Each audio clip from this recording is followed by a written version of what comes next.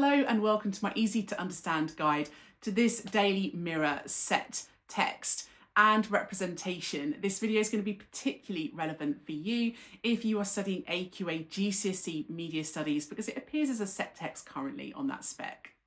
Let's start by having a look at the representation of women on this front cover. Paula Vanel's is described as disgraced. She has a small photo, makes her feel quite diminished and weak. So representing women as being quite kind of pathetic and small and marginalised, it's not very sympathetic towards her as well. That she's portrayed as quite cold and emotionless. At least we're seeing women in positions of power. She was clearly a very important person. So we are seeing women as professional, we are seeing women as successful, but that's seen as a kind of negative here. Certainly she seems to be someone that the audience should be looking down on in this article. Let's have a look at the representation of government. The word schmoozed. It's a great word. It feels quite colloquial, but it kind of suggests that the government are easily corrupted.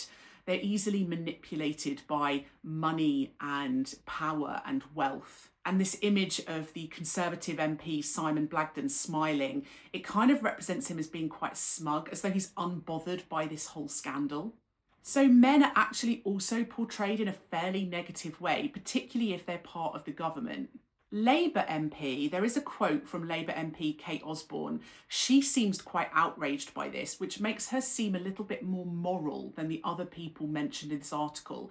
And there's obviously a reason why this particular woman is represented in a more positive way, and that's because she's a Labour MP, and the Daily Mirror is a Labour supporting newspaper. So there's your reason why they're representing her in a more positive way, but yet the men and women from the Conservative government and from the kind of head of the post office in potentially a more negative way. The working class post office submasters, they're represented as victims. So you get their kind of human interest, personalised stories with the inset photos of them looking sad. We get the labels. The newspaper gives them innocent Peter. Marion lost the man she loved. It feels very sympathetic and pathetic. We're supposed to feel sorry for these people. It makes them feel like everyday normal working class people that have basically been manipulated and unjustly treated by the government. This whole article also ties into representations of class. Those Tory MPs talking about being schmoozed, this idea that being upper class and wealthy is a negative thing, and that being everyday working class taxpayers is what the newspaper feels they are and what their readers feel they are. The newspaper actually says us taxpayers, trying to include the audience in that. So representing working class people as being hardworking, as being just, as being victims of these wealthier upper class elites. Fujitsu as a company is represented as very large, very powerful. The low angle image, the kind of glow around it makes it seem like it's under fire or on fire. It's made to seem corrupt. There's lots of words like guilty and shameful.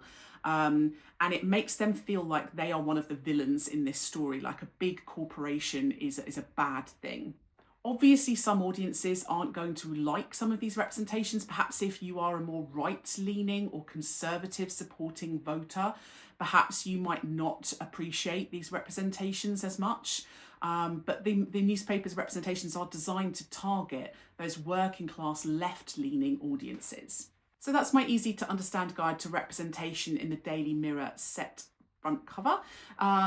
So that's my easy to understand guide to a representation in the Daily Mirror. Don't forget to subscribe to my channel if you would like more videos that are relevant for you, particularly for this set text or for AQA GCSE. However, if you would like a video that I don't already have on my channel, leave a little comment below and I'll add it to my to-do list.